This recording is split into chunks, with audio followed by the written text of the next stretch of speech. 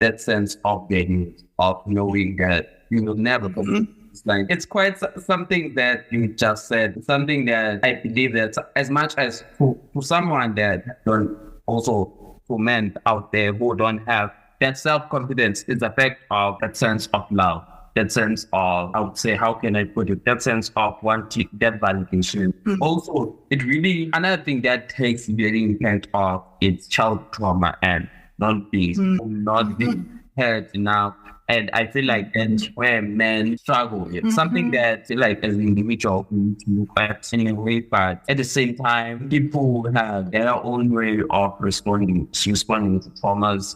And some people want to talk about it, some people don't want to talk about it. And as much as we want to help, as much as we can, but if there's no way to talk about their own, can force them.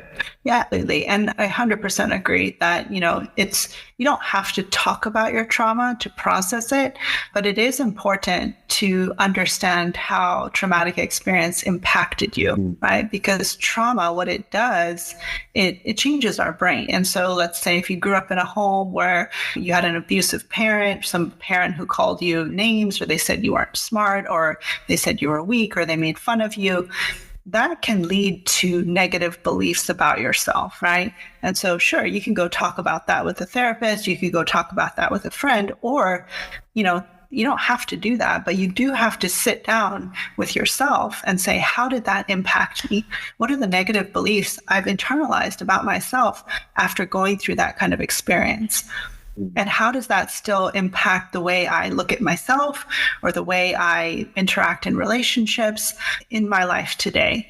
And that's really the piece of moving forward. It's not, oh, you have to talk about your trauma, but it is, you need to sit down and kind of discover for yourself what impact it had on you. Because if you don't, it is going to impact the way you show up. You're just not going to be aware of it, which is, again, that self-awareness piece, right? And I also believe that sometimes we, as men, but not only men, but as people, we don't realize that we went through a trauma and we don't recognize. In a way, we think that it's just another bad thing and not realizing that it really affects us. Trauma, I say that I've spoken with people that have overcome trauma, and it's something that I find hard. Yeah. I think a lot of the stigma against talking about trauma is the idea that it's like a disease or like it's mental illness or something like that. And I always want to emphasize, no, trauma is mental injury. You were injured, and injuries can heal when you take the time to give yourself care and healing.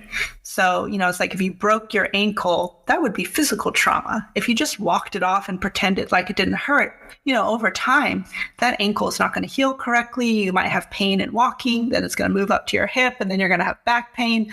And that's kind of the same thing, right? If you don't address your mental trauma, that injury is going to have lasting effects. So don't be afraid to address the injury that you've suffered, because healing is possible. I just want to say thank you so much for being here.